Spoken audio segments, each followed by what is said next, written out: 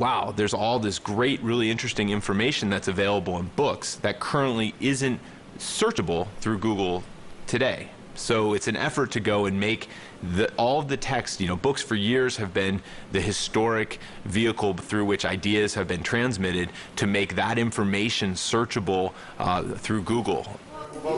We've currently partnered with 6 libraries around the world, one of which is Stanford University, and we're working closely, they're our neighbors here, and we work closely with them to digitize the materials in their collection and make them searchable online. With this robotic book scanner that we have, we can do 15 to 40,000 books a year. I would be a very, very old man before we did 9 million books at that rate. So the Google came to us with a proposition to invest heavily in this and to invest innovatively in this and to give us back copies of the digital copies that they made, as well as not damaging the books. So the private partner is the only partner that came to us with a conception that was big.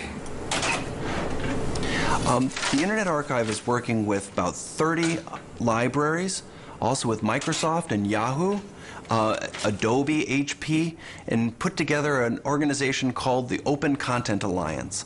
The idea is to build an open library system where different organizations pitch in to build a digitized repository of books that's open.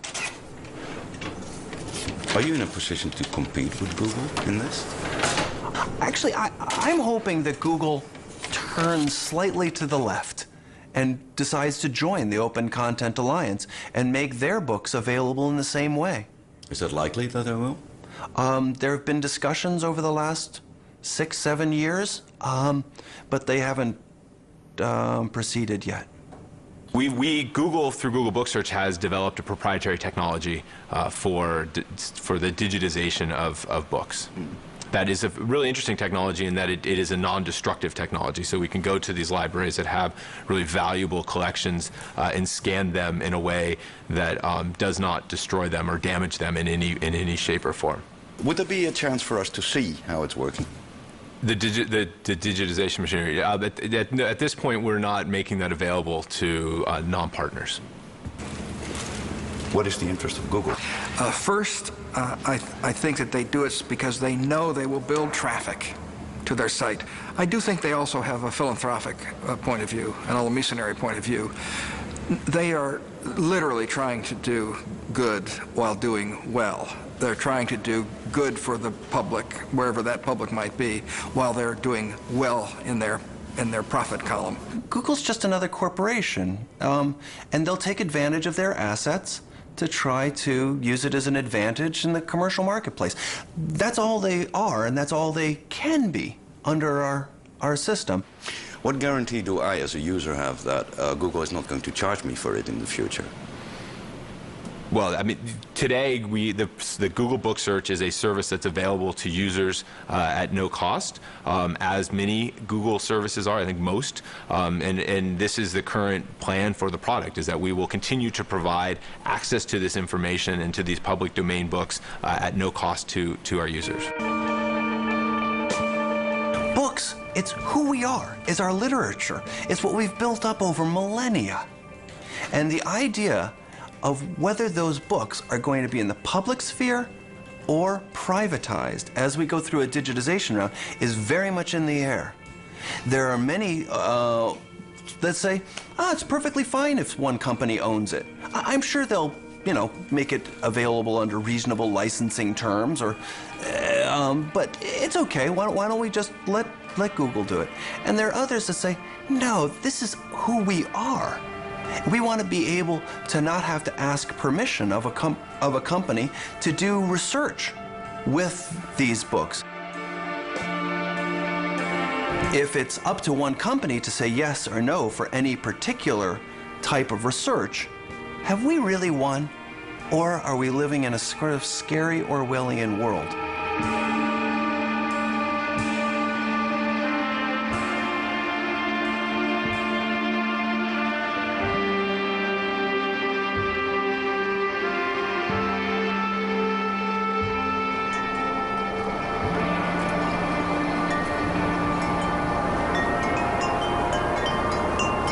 I think Google is getting to the size where they will have to be watched carefully by competition authorities in the US and Europe.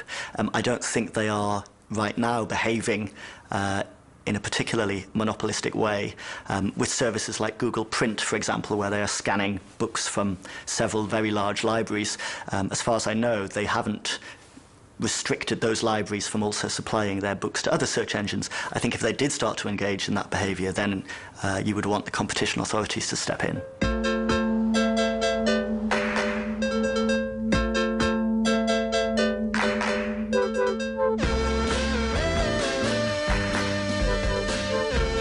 In the meantime, Google has been developing new applications at a furious pace on a worldwide scale. So we really expect everyone to have some element of innovation in their jobs. So when engineers are building products for our users, a lot of times they know the classic formula of what they should build, but they'll find a new flair or a new twist that they can offer. And that's really where a lot of this innovation comes from.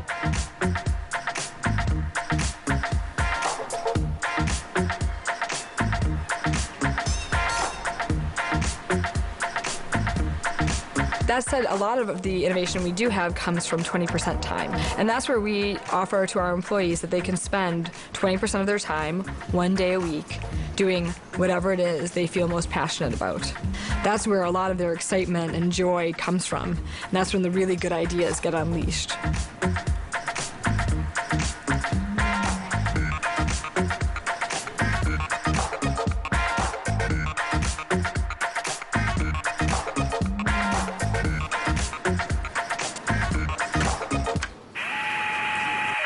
This is a test voice clip sent over Messenger as well as over Skype.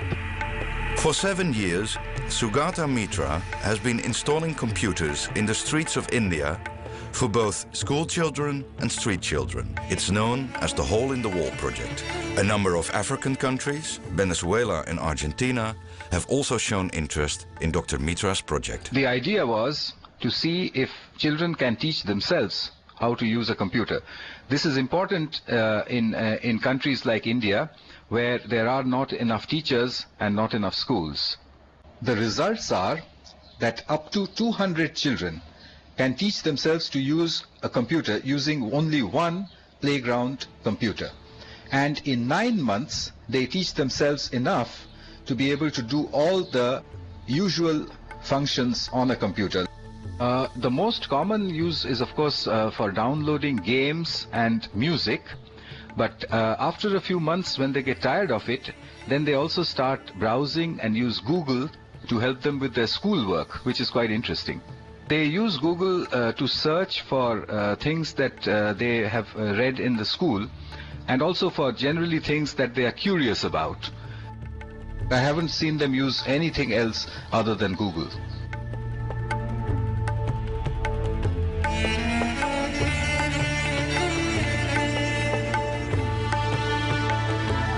The danger to education of having only one point of view on information is that everyone will start to have just that point of view. It'll be self-reinforcing. And that's not how one develops critical thinking. One develops critical thinking by contrasting, by comparing. And it's not just in individual works, but how are things presented. So if we were to have our school kids only use one encyclopedia and not have any access to any other encyclopedias or any other books in the library, wouldn't that be tragic? I mean, we wouldn't do that. Of course we wouldn't do that. We would want to have different points of view, and you compare and you contrast. You go and open it up and go and say, okay, what did this one say? No, what did this one say? No, they're kind of different. Isn't that interesting that they're different? So it's crucial that we keep the world an open place for open publishing and making it so that people, kids, adults, ourselves, can have access through many different ways and different lenses on the same information. This is an interesting issue about what happens if there's only one search engine which is dominant. Will its truth be the only thing that everyone pays attention to? Well, one could say that same thing of newspapers and television programs and things like that, which become sort of a dominant influence on the thinking of the time.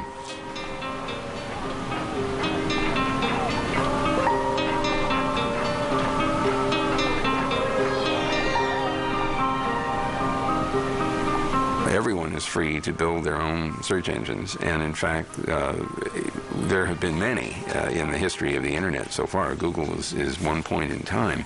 There may be other Googles.